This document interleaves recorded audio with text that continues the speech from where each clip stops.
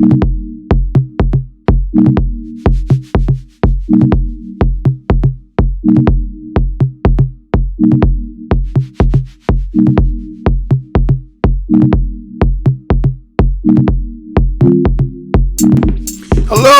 and welcome to the most hated show in the black corner of the internet.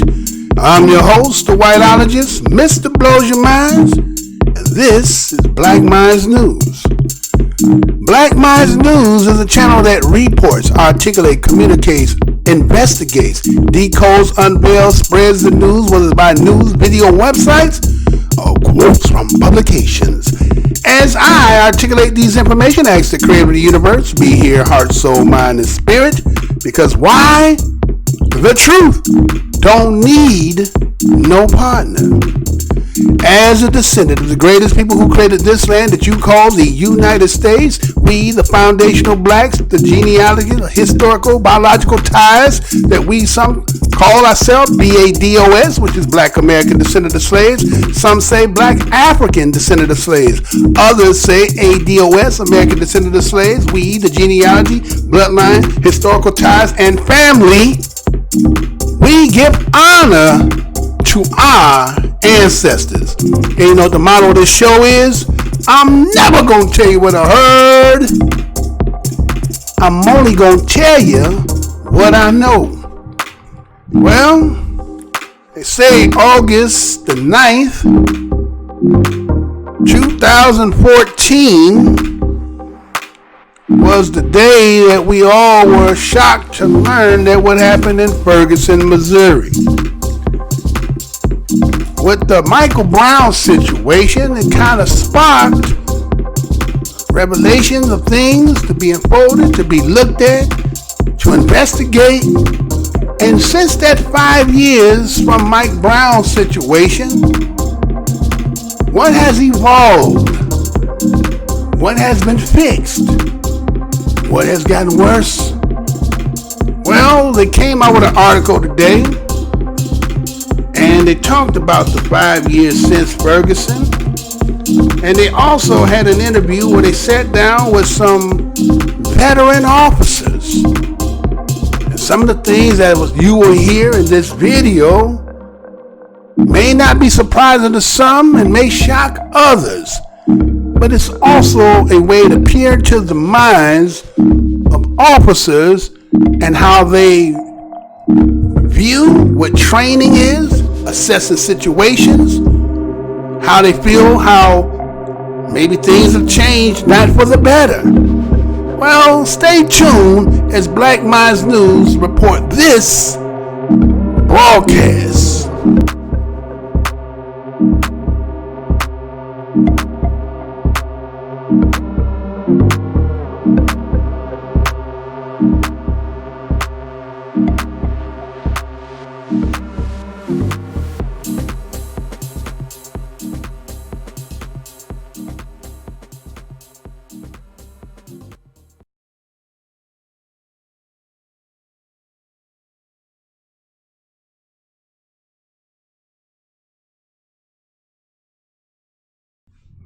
Hey, how's y'all doing? Again, this is your host, Mr. Blows Your Minds. Today's date is August 7th, 2019.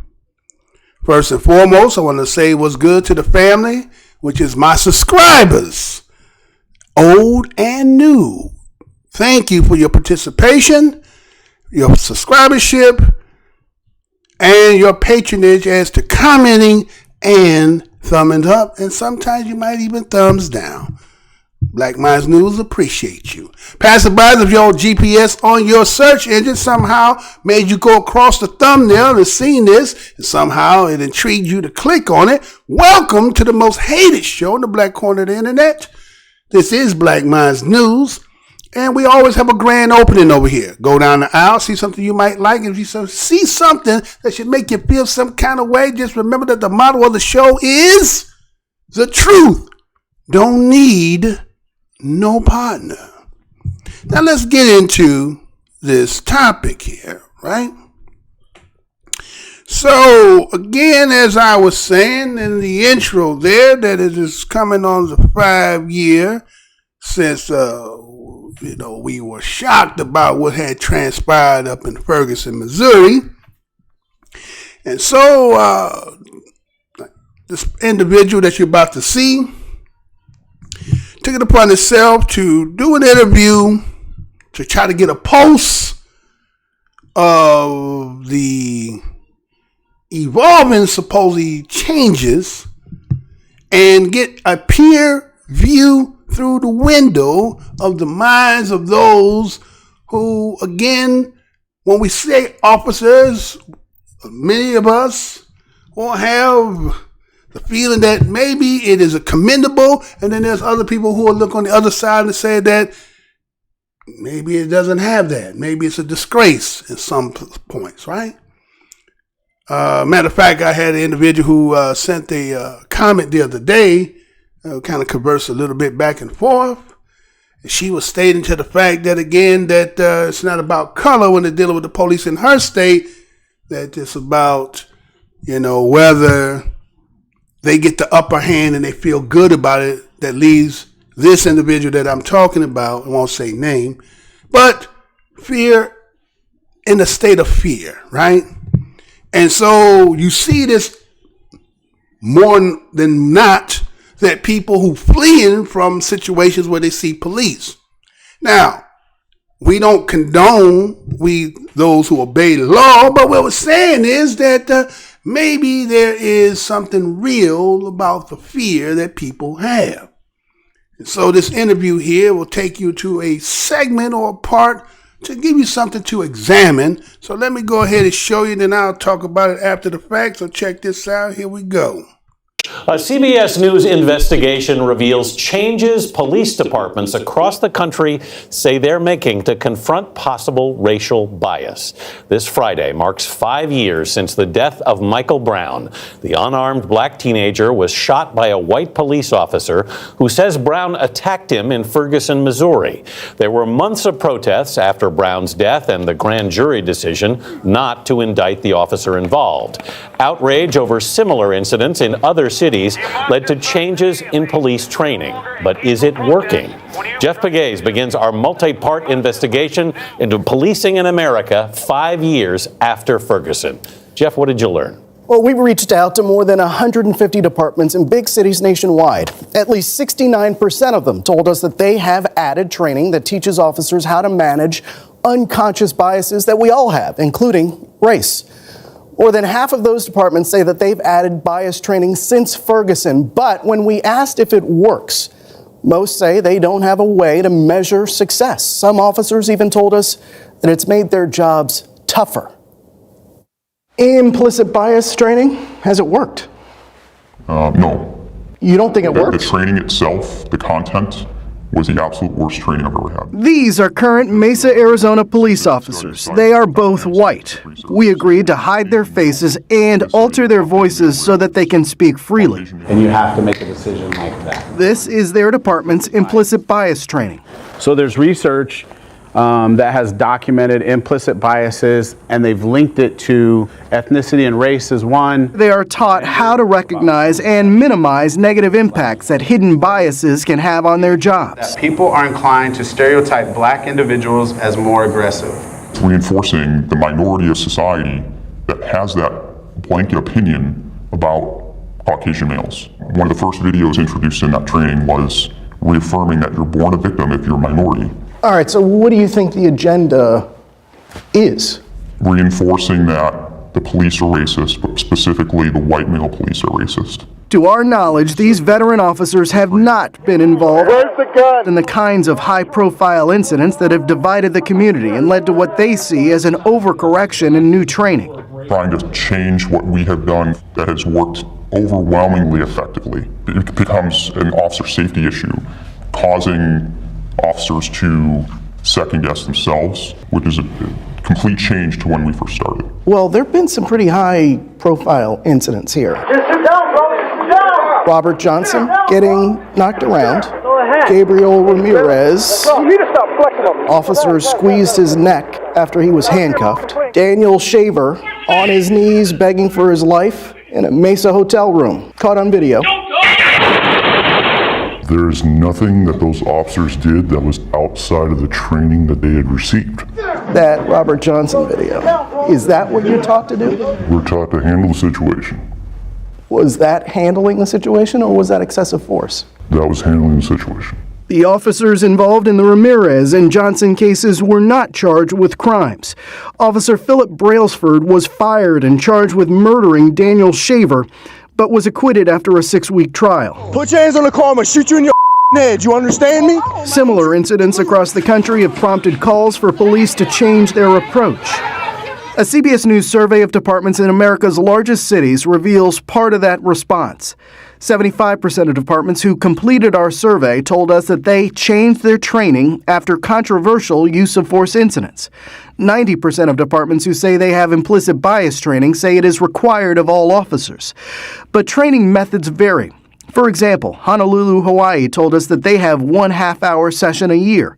Raleigh, North Carolina told us that they do at least 8 hours per year. I want our community to feel safe. Despite what we heard from those Mesa officers, Chief Ramon Batista told us earlier this year that the new training is working. I think evidenced by the fact that in the last 9 months, we've reduced use of force-related events by over 30%, points to the fact that we're making progress. But there is no universal measure of success. Other city departments we surveyed, like New York, say reducing physical altercations between officers and the community doesn't necessarily mean implicit bias training is working. They judged a book by its cover. Departments in Hawaii, Oregon, Georgia, and Nebraska told us that they track bias complaints against officers to determine success. But about 59% of departments who responded to our follow-up questions say that they don't have a way to know if implicit bias training is working at all. These officers say some of the new training is just for show. They start the video with saying, "We are not telling you to do this. We are here to present it." At the beginning of the session, they say, don't do this, but you got to watch it. Correct. It kills morale because to pay for this training, we had to give up something else, right? So instead of doing more firearms training, okay, now we've taken funds from there. So for the officers on the morale, to look at it like, you don't care about me and you don't care about the citizens. You care about putting on this little show. Mesa PD denies that trainers there tell officers to ignore what they're teaching. As you heard, those officers believe claims of racism among law enforcement are overblown. But what about cops who say more needs to be done? In our next hour, we're going to meet a St. Louis officer who says that she thinks that white supremacists are working on the force. There's clearly a big divide here still, Jeff. There is. And I don't know if you could see it in that video, but as I was watching that, maybe you saw my reaction. My eyes sort of pop open when they say it's a show, when they say, we don't do what the trainers tell us to do. Like, you appreciate the honesty, and obviously they didn't want to show their face, but you look at the Robert Johnson video and you go, he wasn't resisting. That's what you're trained to do. So I'd be curious to know, well, what should it look like? Yes. Because I understand they're under an incredible amount of pressure, but the point is the conversation has to happen.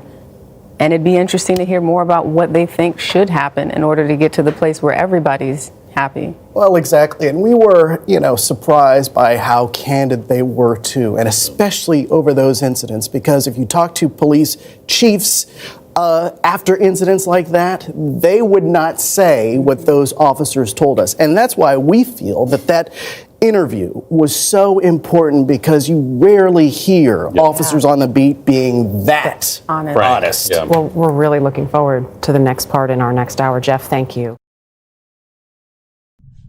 All right, so you just got to see the interview there, right? And so let's get into this. So starting off again, as we're talking about the shooting of Michael Brown again, that was August 9, 2014.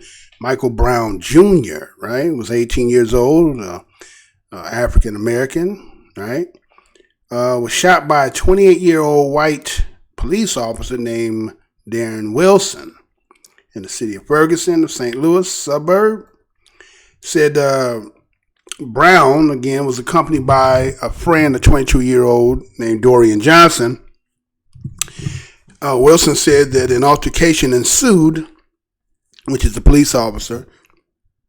Now, he says that when Brown attacked Wilson in his police vehicle for control of Wilson's gun until it was fired.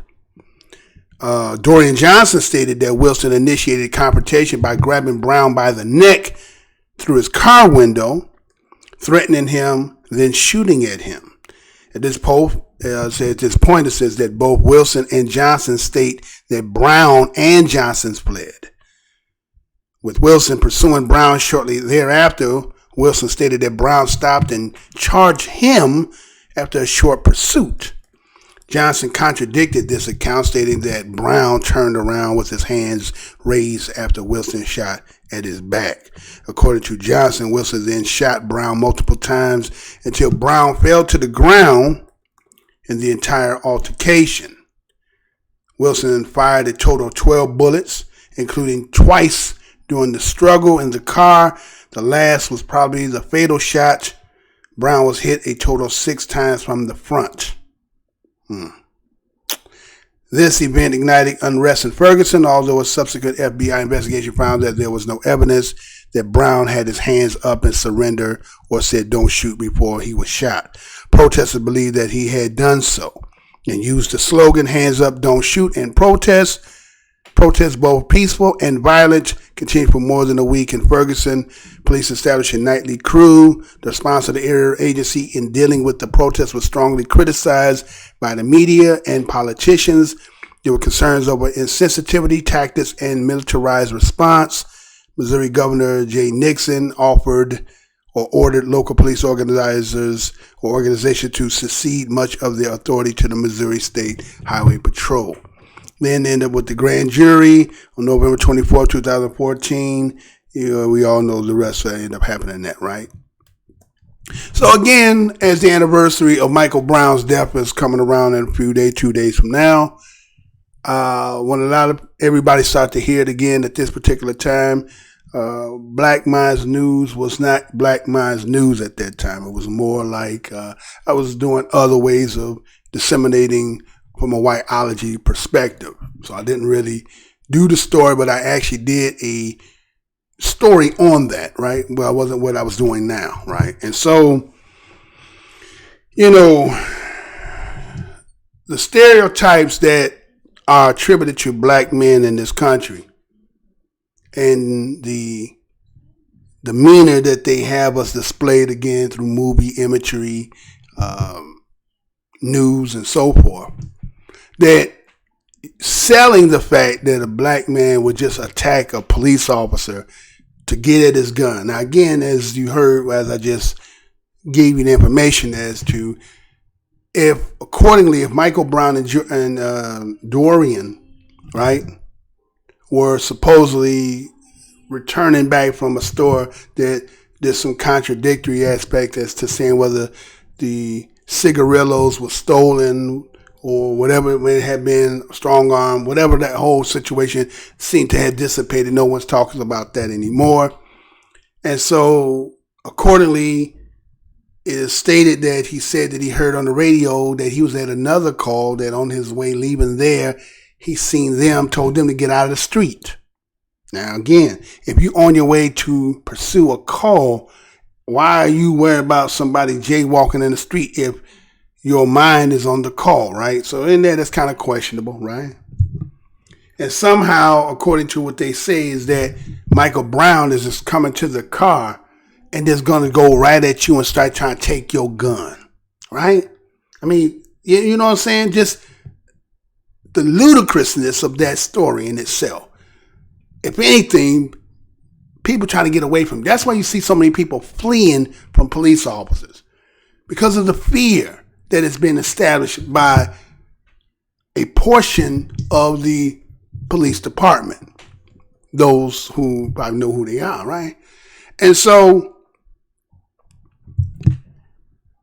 that story reverberated through this country, divided the country, and people who sided with Michael Brown, from, again, the historical understanding of what we know here as BADOS and ADOS in this land, our encounter with what you call today police started off as slave patrol, right? They call them patty rollers, right? Patty rollers or patty rollers, right? Now, accordingly,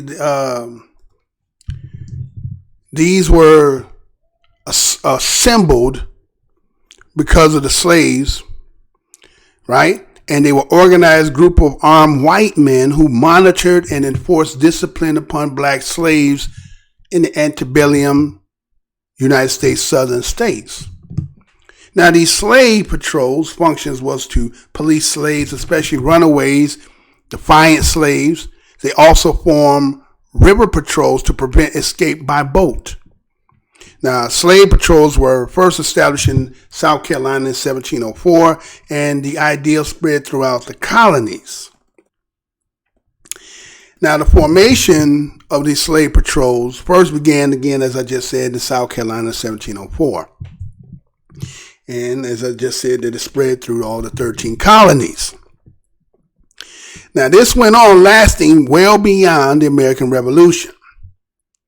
Now, as black Americans' population grew, especially after the invention, they say, of the cotton gin, the fear of slave resistance and uprising amongst white folks started to develop, and then they had to come up with means how to do what?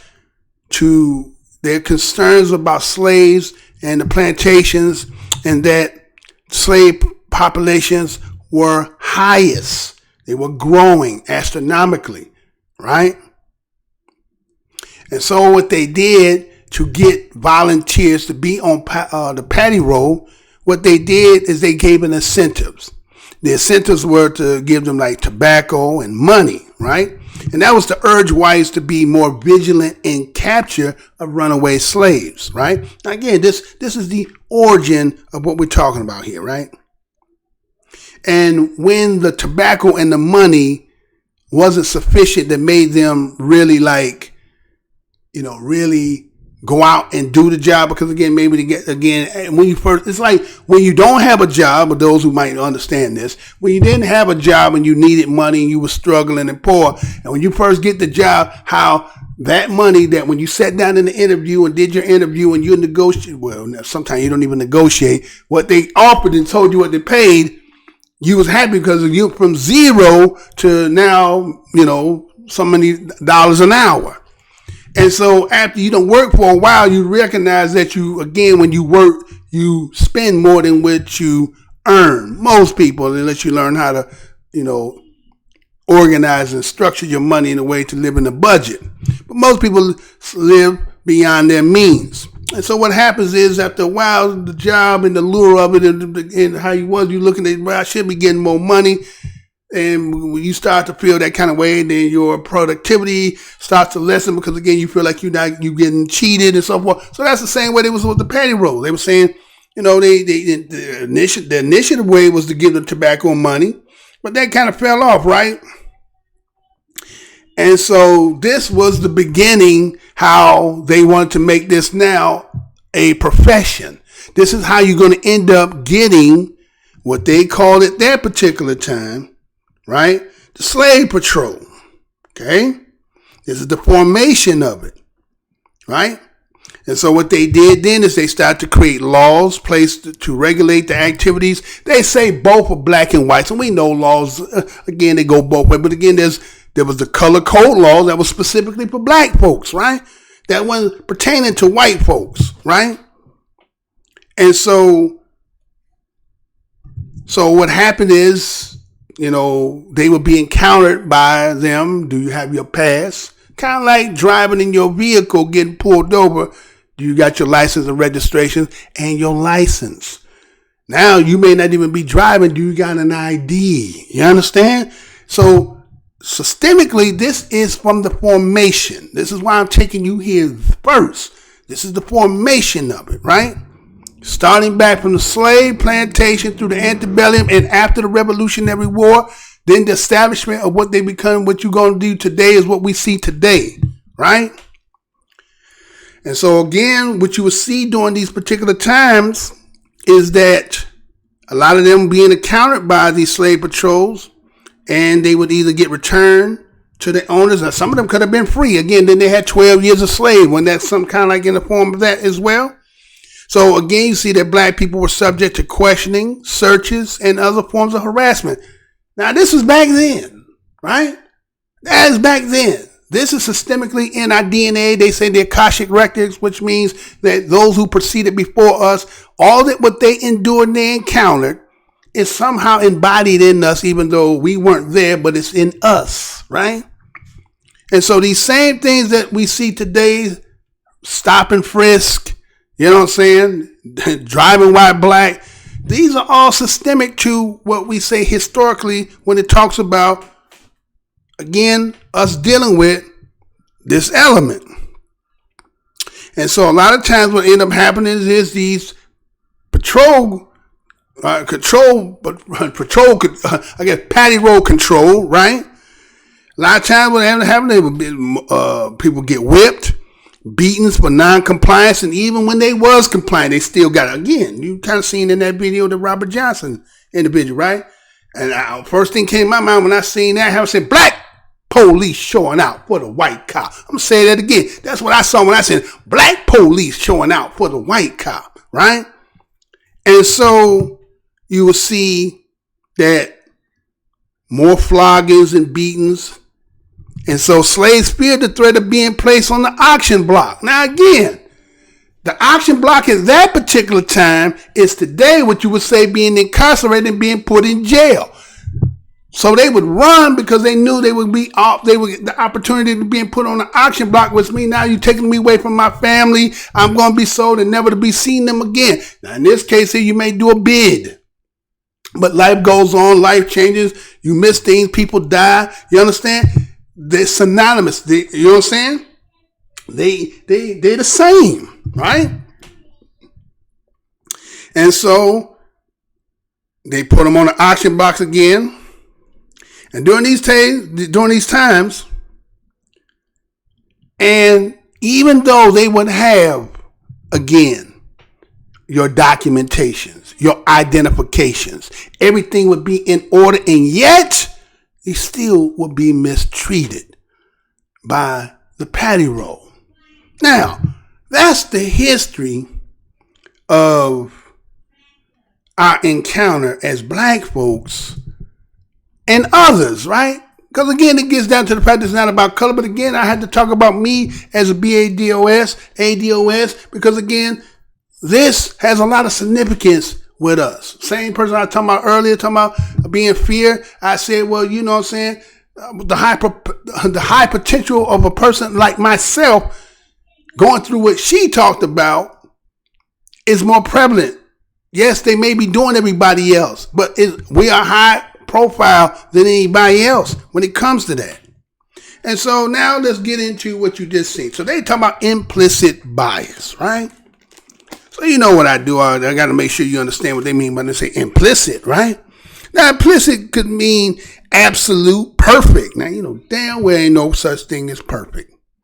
Complete, entire, whole, total, sheer, utter, unmitigated, unrestricted, unlimited, unqualified, categorical, unconditional, unreserved, positive, determinate, certain, variable, unequivocal, unambiguous, explicit, express, sure, assured, cocksure, confidence, unquestioning, undoubting, unquestionable, right?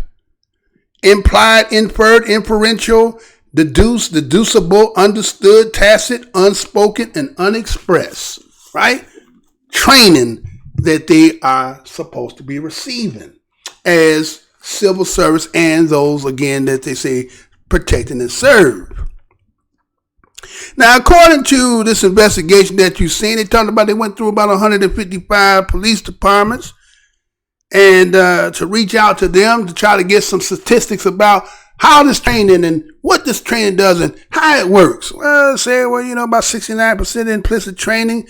We did it. 69% out of the 100 did it, right?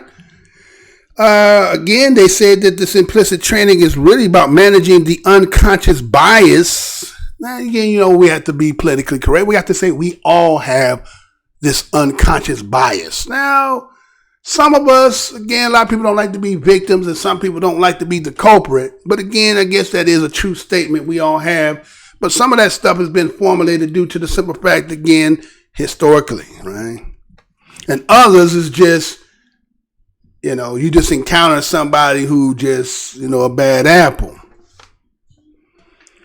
And so 57% added since Ferguson. Now, after the Ferguson incident that happened again back in August 9th of 2014, they said only about 57% of the 155 that they did this investigation on was the only ones that did some added measures to some of the policing, right? Trying to, curb some of that. So you have to ask yourself, if that being said, after seeing what had took place with that situation, did they really see? Because again, they try to discredit Dorian Johnson because he contradicted they say, now I don't know who they said who could contradict if there's Dorian Johnson, Michael Brown, and the police officer, right?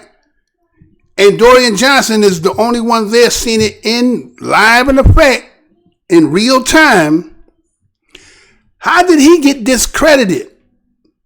Now you said that he didn't say, who could say? So Dorian Wilson's testimony was more than Dorian Johnson's? I mean, he's an eyewitness. But again, you being black, that means that you're going to always lie because black people always lie.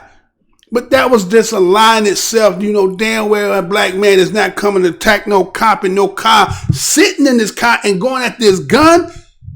Now, again, when I did that, again, I seen the bullet holes that went through the door. What about him shooting through the door? You understand? And, anyway, but, that's neither here nor there, right? So, based on that, again, 57% of them, and they said 59 said that they don't know if this even works. Now, again, as you done heard me say many times over here doing some of these stories, is that if a person is molded and shaped in a certain way through their environment, through, their family ideology, a few weeks of training is not going to siphon that out. It may, at the time of the training, if you worked at a job and get some training, it's fresh right then. And then about a week or so later, 2 weeks later, you know what I'm saying? You know it, but you ain't really implementing it, right?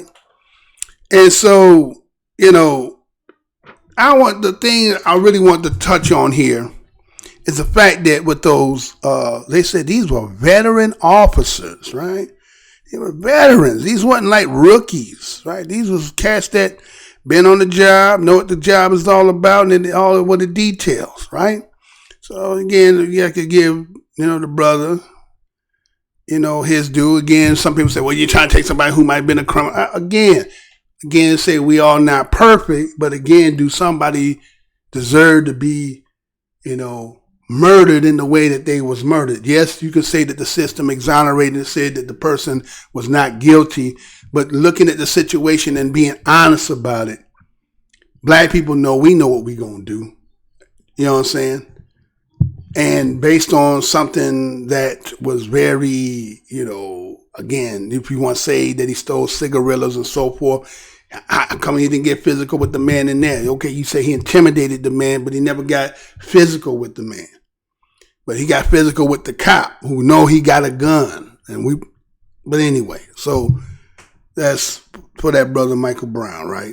So let me show you some of the stuff that these police officers here said, because again, this gives you a peer in the mind of sometimes they just they're not going to say this, right? They're not going to say this openly. So again, we have to take it for when we get it, right?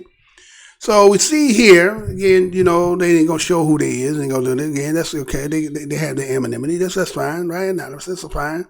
But this is what the words that was said. It says, in reinforcing the minorities of society that has that blanket opinion about Caucasian males. Right? That's what this one of the individuals there said.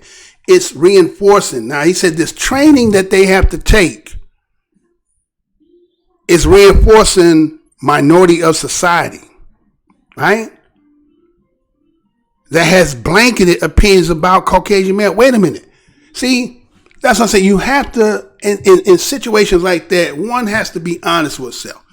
Do you read history? Do you know anything about history? Or because it is history, it has no relevance today is the mindset you might have, right? You may think that that was so long ago. But guess what? The people who preceded you were so long ago, but you here today because of them, right? So they have some relevance in today because you couldn't exist without them. So history in itself is the same way. You can't just say that was in the past and it has no effect on no bearing on today. So based on, as you say, the word minority, meaning people who are not white, non-white people, classified as non-white, right? That they have an opinion. Is it really opinion or is it a fact? That the history has shown that white men in history with people of color don't got a good rapport. There's some real atrocities in history that then took place that has gone on generations, centuries, and again, as I say, Akashic records and what is now in the DNA of many of us still sits in us. And things will trigger to remind us sometimes when you see situations, you feel a certain kind of way, right? So it's not opinions about, and just to say that it is Caucasian males, it sounds a little bit about the guilt one feels, right? The guilt. And that's why history is never one of the part of their talking points. It's just me, the individual, and I had nothing to do with it. But again, as a group, if you can say Caucasian males, you're taking the whole group in its entirety and you're blanketing that. So then the opinion that you state that minorities have are not opinions. These are facts. But again, that is just kind of like, again, as I say, the insurance policy that, relatives have just passed down, that you become the wearer of it, right? So they go on and say, reinforcing that police are racist, but specifically the white male police are racist. Black cops know better than to do some of the things that you see that white cops do. Now, we've seen in the video where, again, black police showing out for the white cop, right? Knocking brother Robert Johnson in his face like that, right? You got to show who his allegiance to, right? You got to show I knock one of them niggas out too. Okay, well you in the group too. That's all good. But again, when we see the stories that are constantly, and again we're talking about the national attention stories, they don't be black people doing that. You don't see black police doing that. I'm not saying they don't do it, but you don't see it on the national. Again, maybe saying that's what you're trying to, maybe that's what he's implying, that you only take these stories and you sensationalize them. But I don't think they be in the heinous capacity that we see. And so the depiction of that image time and time again is always going to refer to and going to be just like when the news used to always show that it was black man robbing, stealing, killing, and that's the way it used. And now it starts to sprinkle a little diversity in it now. But again, used to be one time, that's why a lot of black folks didn't really like watching the news. I had some relatives that they would not want to watch that. And I said, why you don't want to? Because it's negative. I can't, that's what we live in, right? So to say that it's only strictly about white men, well, what is the percentage of white cops in the department versus those of, you say, minorities? You're going to be the majority, just like you are the majority of the population in this clan. Yes, it is declining, but you're still the majority according to your statistics of what your data you present. And so you're going to always be the majority. So when the situations, and again, when you're talking about 50, states in a country, and if we would take each one of those incidents and then compare it to minority cops that might be doing it, you're going to win. I don't understand why you don't understand that. So again, the poster of it is going to always be looking like white policemen, right? And, then we just had things that come out, that stuff on social media, policemen are saying, and, and things that they're saying that even to people, government officials and things like that. It just, you know what I'm saying? I mean, it just don't give you a good light. Even though you may not like that, but again, you got to remember that some of the people in there, again, it's like with black people. Sometimes people say, well, they're making us look bad. Well, the same thing there. There's some individuals that among these departments that make all of you look bad. And so you got to take the good with the bad. So he goes on and says, trying to change what we have done that has worked overwhelmingly effective. Now, wait a minute. Trying to change what we have done. That means that you say that that's perfect. Everything that you have done has been perfect. Now, again, I know a person can be confused when they see that people being exonerated, and because the system says that they're exonerated, don't mean that the person wasn't guilty. Let's be honest with that. Just because a person may be exonerated or not found guilty doesn't mean that they didn't really do it. You understand? So, if that's the measure that one looks through one's lens, then they have to say that you don't believe in change, but then the society, the people who, the plantation that you're governing, the slaves are saying, hey, there's something, again, the slaves trying to use their voice of what little power they may got, and, to satisfy some of the quell of that, you're going to have to be some training. Now, again, you're going to say that even though with this training, there's some stuff you're going to say that just go to show you that it's all a political ploy, right? It's just a play, right? And so you say it worked effectively. Now, again, effective may be effective, overwhelmingly effective, but effective don't mean it's right.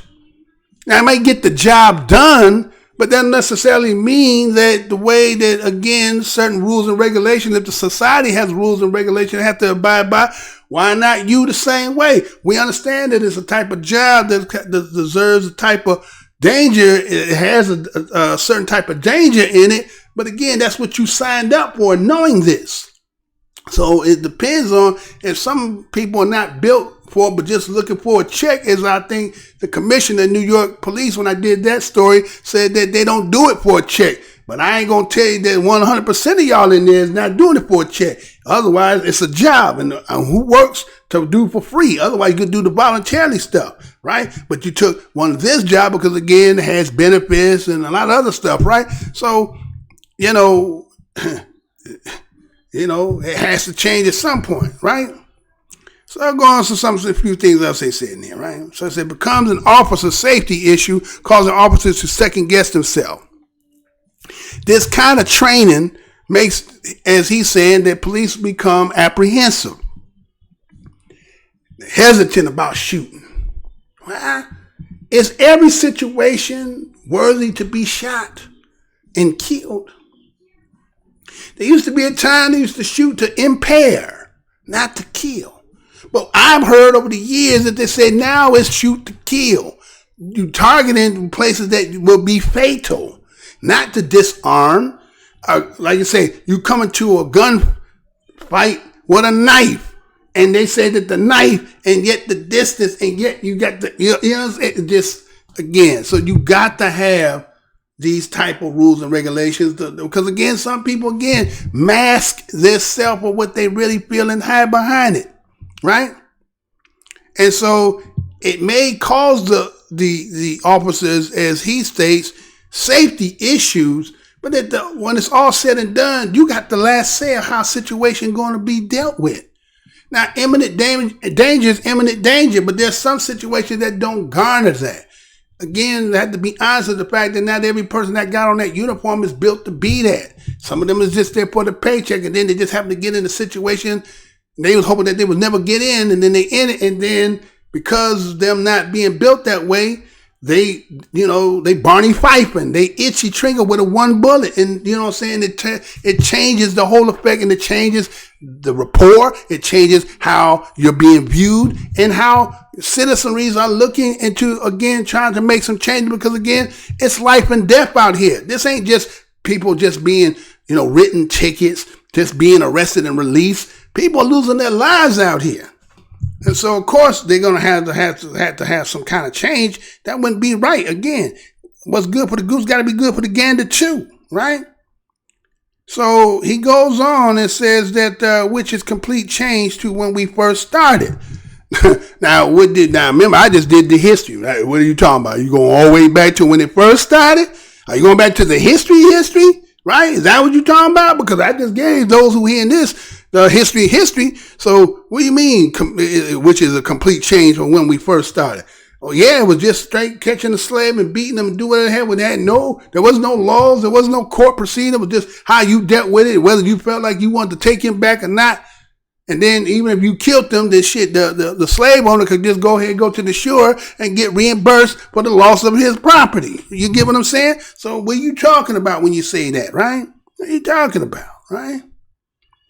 So goes on, he says, says there's nothing that those officers did was outside the training that they had received. Now, he was talking about when you seen the situations where, again, black police showing out for the white cop. The other one, the brother was handcuffed, choked him out. The white man that was in a hotel crawling on the ground, going for something, and they gunned him up, right? And according to what this individual here is saying, he's saying that, well, this is the way we've been trained. Huh? This is where our training is. This is how we receive training to do. So again, maybe society just don't understand that the training that you're being taught is lethal to, any disobedience, any non-compliance means you die. Now it's under discretion of the cop. Well, he feel like I want to body you. If not, you understand? It's up under his jurisdiction. He has the right to, again, like I say, he got the last say so. So, that's just what it is, right? So again, you say training, right? So again, what part of that is the individual culpable? Training is one thing, but then don't you have to make the assessment to what you do? Training is one thing, but the final say so is what you do. So you can't fall back on the kickstand and say, well, I was trained to do this. Every situation, again, you can be trained. And even in training, sometimes there's things that's not in the training that you have to now imply due to experience and knowledge that may not be part of the training. But everything means that somebody has to die. Or is it that people that, just don't give no shit, as long as I get to go home, you made me had to do this to you, you live with it. Again, some people may feel like that. But, being already, handcuffed, being knocked out and all that stuff. And then to say that, well, that was part of the training. You know what I'm saying? This is what it is. And so he says, this kind of training, it kills morale. Because to pay for this training, we had to give up something else. Now, let's see what he's talking about. He said, now, for us to have this training that they did, that they implemented across this country, I think it was a waste of time. You know what I'm saying? We should have been doing more firearm training. He said we need to do more firearm training. This here, hey, this is a bunch of nonsense. It doesn't work. You know what I'm saying? Really, when they tell us to do this, they tell us, well, we just doing this again. This is just, you don't have to do it. We just have to do it for formalities, right? Now, he said that, right? Now, that's what he had said, right? And so, again, we got to get a way to look into the mind's eye of what a police officer of 2019, veteran officers, had stated, right? They said that right before your eyes. And so at the end of it, what we see is this sister right here, right? That Heather Taylor said that her knowledge is the fact that she believes that the white nationalists are all infiltrated into the police department. And that is supposed to be the coming up or follow up after what they did here. Now, again, a lot of people look at it that way. And a lot of people say, well, that's the reason why they won't do so much deep investigation because, again, they're not going to do that. Because, again, I just seen a couple days ago, the FBI had said that they lost the files of that storm, right? That the white nationalist group that stormed the website and all that. They said with all the stuff that they had surveillance and knowledge of, somehow they lost all that. right? They don't got no files on that no more. But yeah, they was all talking about this BIE, Black Identity Extremists. Can't find no group that does anything that does any harm to anybody other than maybe some rhetoric they talking, speaking some damn truth, but they ain't out here harming nobody other than the fact they might be hurting your ears saying the stuff that they're saying. But again, in this case, you know what I'm saying, you don't want to have to demonize those again because, again, that's kind of your front line. We get it, right?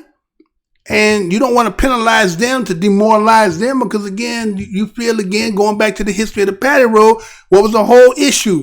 The whole thing about policing was about that the numbers of the slaves are getting big and where the insurrection and risings would happen.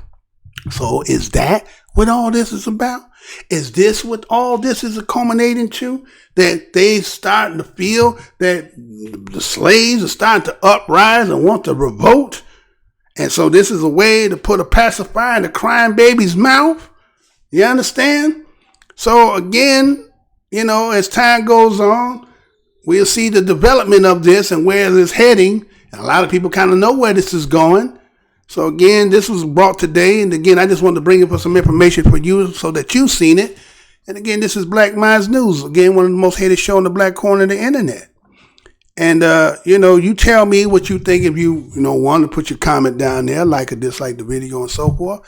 But, you know, some people like to say that some of us are just stuck on this race business. And, you know, this is all you talk about race all the time. It's like, wait a minute. This is the only game in town. Everything else that y'all talking about is really an after effect. This is the number one job. And, you know, not everybody is willing to sit there and actually, again, you could take a quote that Martin Luther King has said, that silence is complicit, right? Man, if you don't say nothing about it, then it's kind of like you in agreeance to it. Now, again, what I do is I just bring the news that they already putting out here and I just elaborate with my opinion. I'm just one man with an opinion. They got a channel that they suppress and they got in the corner and they hide. So maybe I'm saying something, maybe I'm not saying anything, right? Maybe just a figure of my imagination that I think I'm doing more than what I really am. And so, again, I want to thank everybody for who sit here and hear this video. Again, how you can show your participation or patronizing this show is just following on what these right here ask you to do, and then I'll come right back.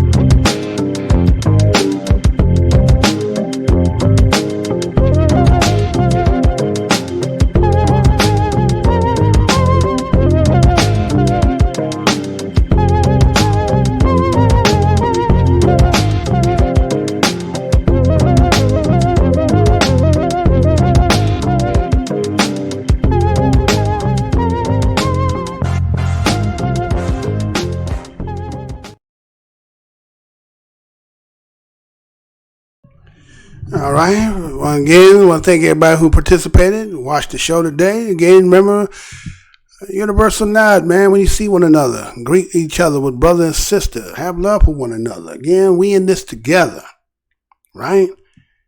There's no big I's and there's no little U's. A lot of chiefs out here, but not enough Indians.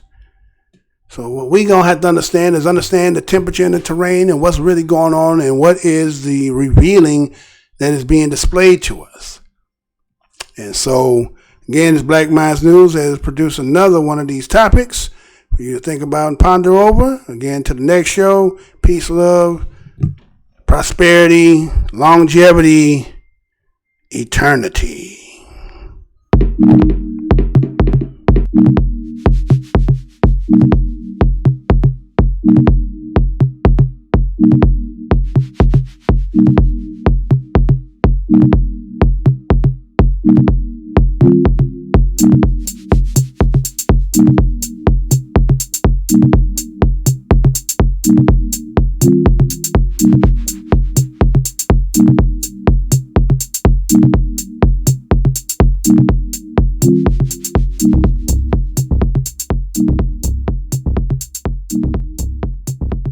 it.